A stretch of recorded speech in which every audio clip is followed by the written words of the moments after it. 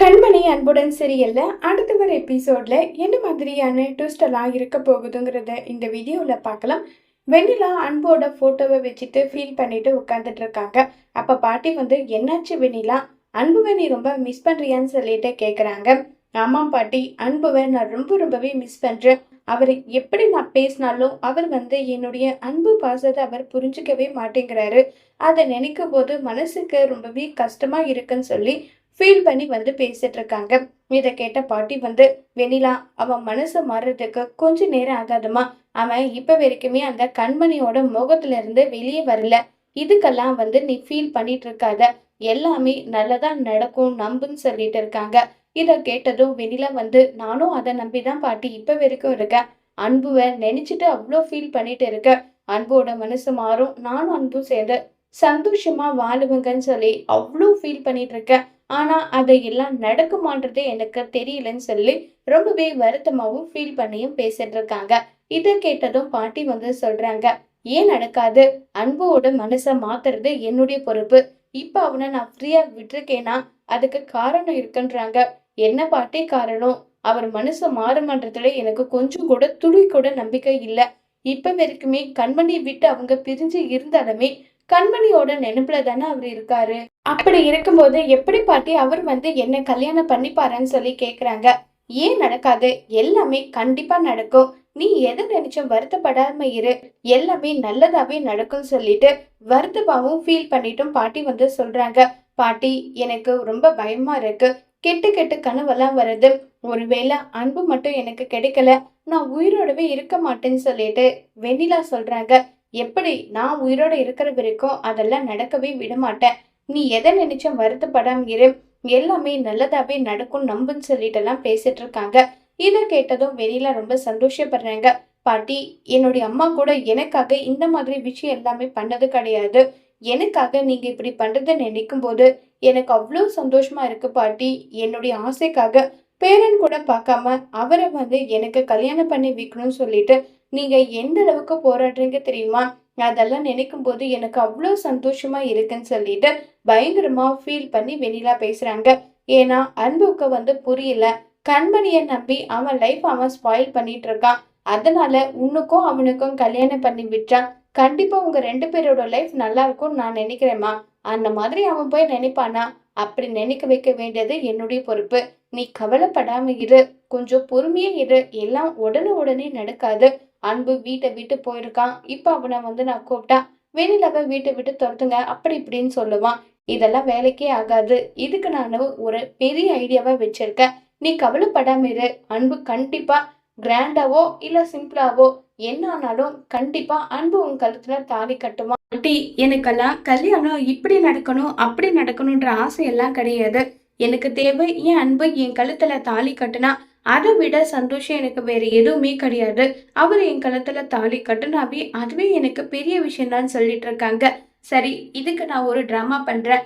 என்ன பாட்டி, கண்மணி எப்படி டிராமா பண்ணி வெளியே அனுப்புனீங்களோ அதே மாதிரி இப்போ ஒரு டிராமா பண்ணி அன்புவை உங்க வழிக்கு கொண்டு வர போறீங்களா? ஆமா வெண்ணிலா, ஏன்னா அவன் என் மேல உயிரே வச்சிருக்கான். எனக்காக அவன் என்ன நாளும் பண்ணவான். அப்படி இருக்கும்போது அதை நம்ம பயன்படுத்திக்கணும். என் பேரனவே நான் இப்படி சீட் பண்றது எனக்கு தப்புன்னு தான் தோணுது. ஆனா எனக்கு வேற வழி தெரியலையே. அவனுடைய வாழ்க்கைக்கு நல்லது இதுன்னு சொன்னா அதை ஏத்துக்கிற மனப்பக்குவத்துல அவன் இல்ல.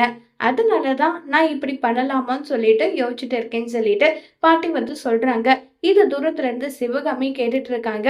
அவங்க 2 பேரும் ஏதோ பிளான் போடுறாங்கன்றது சிவகாமிக்கு தெரியுது. ஆனா அவங்க 2 பேரும் அப்படி என்னதான் பிளான் போடுறாங்கன்றது சிவகாமிக்கு தெரியறதே கிடையாது. சரி, கிட்ட போய் பார்க்கலாமன்றதுக்குள்ள அவங்க பேசி முடிச்சிடுறாங்க. என்னவா இருக்கும்? இவங்க 2 பேரும் கூட்டு சேர்றாங்கன்னா கண்டிப்பா இதுல ஏதோ ஒரு சதி இருக்கு. சதி இல்லைன்னா இவங்க இப்படி பண்ண மாட்டாங்களே. என்ன பண்ணலாம்னு சொல்லிட்டு ரொம்பவே தீவிரமா சிவகாமி யோசிச்சுட்டு இருக்க. கரெக்டா அந்த இடத்துக்கு கார்த்திக் வராங்க. என்ன பிக் மம்மி, எதை பத்தி யோசிச்சுட்டு இருக்கீங்க நீங்கன்னு சொல்லி கேக்குறாங்க. உன் பாட்டியும் அந்த விஷ பாம்பு வெண்ணிலா 2 பேரும் அன்புவ வழிக்கு கொண்டு வர ஏதோ பிளான் போடுறாங்க. அது எல்லாமே எனக்கு தெரியுது. ஆனா அவங்க 2 பேரும் என்ன பிளான் போட்டாங்கன்றது மட்டும் எனக்கு தெரியவே இல்லைன்னு சொல்லிட்டு இருக்காங்க.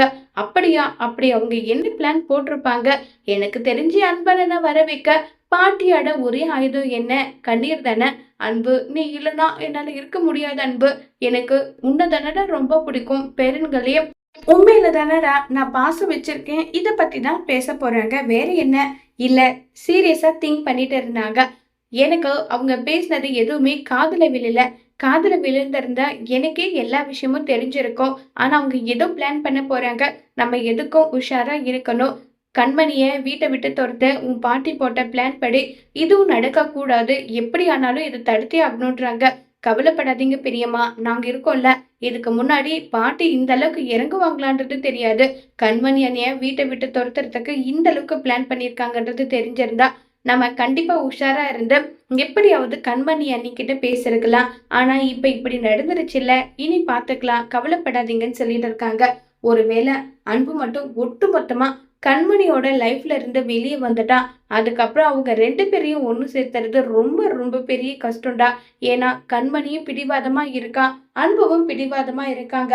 இவங்க 2 பேரும் இப்படி பிரிஞ்சு இருக்கிறது வெண்ணிலாவுக்கு அது ஒரு சாதகமா ஆயிடு. அவங்க 2 பேரும் பிரிஞ்சுட்டா நான் எதுக்காக உயிரோடு இருந்து எந்த பிரயோஜனமும் கிடையாதுன்னு சொல்லி ஃபீல் பண்ணி பேசிட்டு இருக்காங்க. இதை கேட்ட உடனே பயங்கரமா வருத்தப்பட்டுட்டு சிவகாமி இருக்காங்க. அப்ப சொல்றாங்க கார்த்திக், நீங்க எதை நினைச்சு வருத்தப்படாதீங்க, எல்லாம் பாத்துக்கலாம்னு சொல்லிட்டு இப்ப கார்த்திக் சொல்றாங்க. வெண்ணிலா ரொம்பவே சந்தோஷமா அன்போட போட்டோவை வச்சுட்டு, அன்பு உங்க பாட்டியை வச்சே நான் காரியத்தை சாதிச்சுப்பேன். இந்த வெண்ணிலா எது மேலேயும் அவ்வளவு சீக்கிரம் ஆசைப்பட மாட்டா. ஆசைப்பட்டா அதை அடையாம விட மாட்டா. நான் உன் மேல ஆசைப்பட்டிருக்கேன் அன்பு. நீங்க என் காதுல புரிஞ்சுக்கல. நம்ம 2 பேரும் எப்படியும் ஒண்ணு கல்யாணம் பண்ணிக்கிட்டு நீங்க என் கழுத்துல கட்டுற தாலிக்காக தான் நான் வெயிட்டிங். தாலி கட்டுனதுக்கு அப்புறம் தான் இந்த வெண்ணிலாவோட உண்மையான சுயரூபத்தை நீங்க பார்க்க போறீங்க அன்புன்னு நல்லா சொல்லிட்டு மாறி மாறி நம்ம வெண்ணிலா பேசிட்டு இருக்காங்க. முதல்ல நீங்க என் கழுத்துல தாலி கட்டுங்க.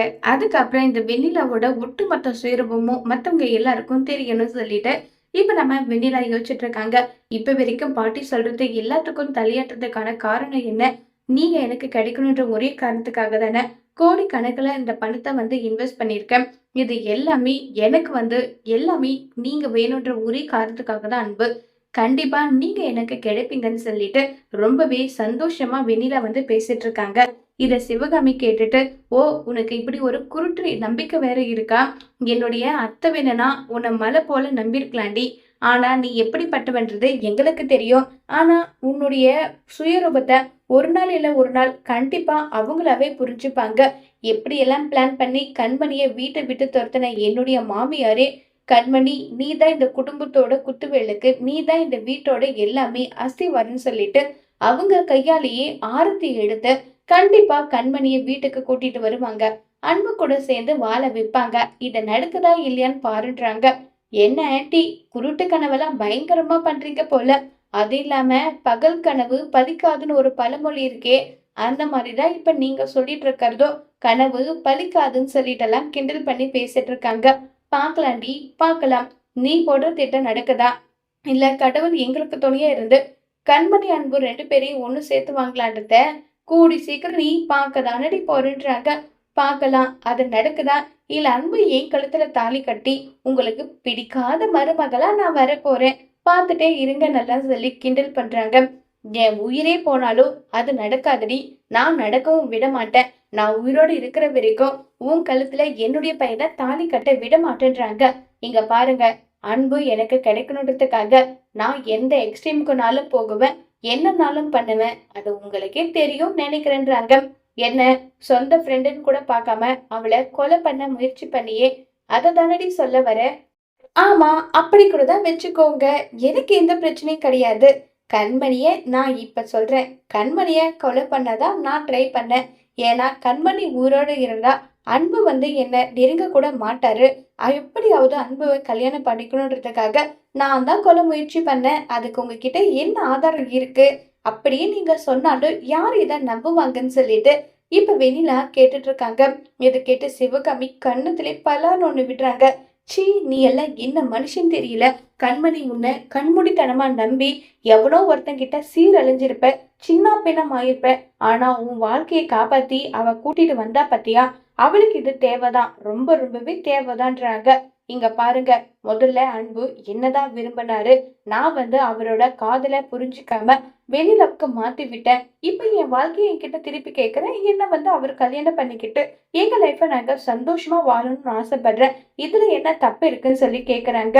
ஏண்டி அறிவு கெட்டவளே, உன்னால என்னன்னு சொல்றதுன்னு எனக்கு தெரியல. இங்க பாருங்க, நீங்க யாரு என்ன சொன்னாலும் எனக்கு அத பத்தி எந்த கவலையும் கிடையாது. அத நான் பெரிய விஷயமா எடுத்துக்க போறதும் கிடையாது. உங்க இஷ்டத்துக்கு தேவையில்லாம ஏதாவது பேசிட்டு இருந்தா நடக்கிறதே வேறன்னு சொல்லிட்டு இப்ப நம்ம சிவகாமி சொல்றாங்க. நான் கேக்குறேன்ல, அதுக்கு பதில் சொல்லுங்க. அன்பு கண்மணியை பிடிச்சுதான் கல்யாணம் பண்ணாரா, பிடிக்காம தானே கல்யாணம் பண்ணாரு? அப்படி இருக்கும்போது இப்ப நான் சொல்ல வர்றதுல என்ன இருக்குன்னு சொல்லிட்டு கேக்குறாங்க. உடனே சிவகாமி சொல்றாங்க, என்னுடைய பையனுக்கு மனைவினா அது கண்மணி மட்டும்தான். கண்மணி கூட தாண்டி அவன் சேர்ந்து வாழுவான். இது நடக்கும், கண்டிப்பா நடத்தி காட்டுவேன்னு சொல்லிட்டு சிவகாமி கோவப்பட்டு பேசுறாங்க. சிவகாமி கோவப்பட்டதும் உடனே அந்த இடத்துக்கு வெண்ணிலா, இங்க பாருங்க, நீங்க நினைக்கிறது நடக்காது. உங்க கண்ணு முன்னாடியே அன்பு கையால தாலி கட்டிக்கிட்டு நாங்க 2 பேரும் சேர்ந்து சந்தோஷமா வாழ போறோம். அத பார்த்து நீங்க வயிறு எரிஞ்சு சாகுங்கன்னு சொல்லிட்டு அங்க இருந்து கிளம்பி போறாங்க. இத நினைச்சு சிவகாமி ரொம்பவே கோபத்துல இருக்க. கரெக்டா அந்த இடத்துல இப்ப கார்த்திக் வராங்க. என்ன பெரியம்மா, ஏன் இவ்ளோ கோபத்துல இருக்கீங்கன்றாங்க. என்கிட்டயே அவ சவால் விட்டுட்டு போறாடா. அன்புவ அவதான் கல்யாணம் பண்ணிப்பாளாம். அன்புவ கல்யாணம் பண்ணிக்கிட்டு சந்தோஷமா வாழுவாளாம். அத பார்த்து நான் வயிறு எரிஞ்சு சாகுறாங்கன்னு சொல்லிட்டு ரொம்பவே கோவப்பட்டு பேசுறாங்க. இத கேட்டதுமே பாத்தீங்கன்னா கார்த்திக் சொல்றாங்க, பெரியம்மா, இவ இப்படி சொல்றானா கண்டிப்பா இதுக்கு பின்னாடி ஏதாவது ஒரு காரணம் இருக்கும். அது என்னன்றத நம்ம கண்டுபிடிச்சே ஆகணும். இல்லனா தலைக்கு மேல வெள்ளம் போனதுக்கு அப்புறம் என்ன பண்ண முடியும்? ஏற்கனவே அண்ணி அண்ணனும் பிரிஞ்சிருக்காங்க. இப்படி மெட்ட நேரத்துல அவன் நம்பிக்கையா ஒரு விஷயத்த சொல்றானா, எனக்கு என்னவோ அது நடக்குமோன்னு தான் தோணுதுன்னு சொல்லி ஃபீல் பண்ணி பேசிட்டு இருக்காங்க. இப்ப என்னதான் பண்றது, எனக்கு ஒண்ணுமே புரியல.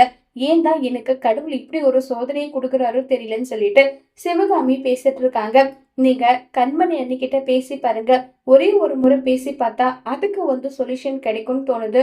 கண்மணி அண்ணி மனசு வச்சா மட்டும்தான் இது எல்லாமே பாசிபிள் ஆகும்னு சொல்லிட்டு இருக்காங்க. அவ பிடிவாதக்காரிடா, நான் பேசினா உங்ககிட்ட எனக்கு என்ன பேச்சு, நான் நல்லா உங்ககிட்ட பேச முடியாதுன்னு முகத்துல அடிச்ச மாதிரி பேசி அனுப்பிடுவா. அவகிட்ட பேசுறதுக்கு நமக்கு என்னடா மூஞ்சி இருக்கு? அவளும் அவ குடும்பமும் அந்த அளவுக்கு அசிங்கப்பட்டு நின்றாங்க. நம்ம 2 பேரால ஏதாவது ஒரு விஷயம் பண்ண முடிஞ்சதா? எதுவுமே பண்ண முடியலையேன்னு சொல்லிட்டு இப்ப சிவகாமி சொல்றாங்க. அண்ணனோட வாழ்க்கையும் அண்ணியோட வாழ்க்கையும் நம்ம காப்பாத்தணும்னா அண்ணி 4 திட்டுனா கூட அதை நம்ம வாங்கிக்கலாம்.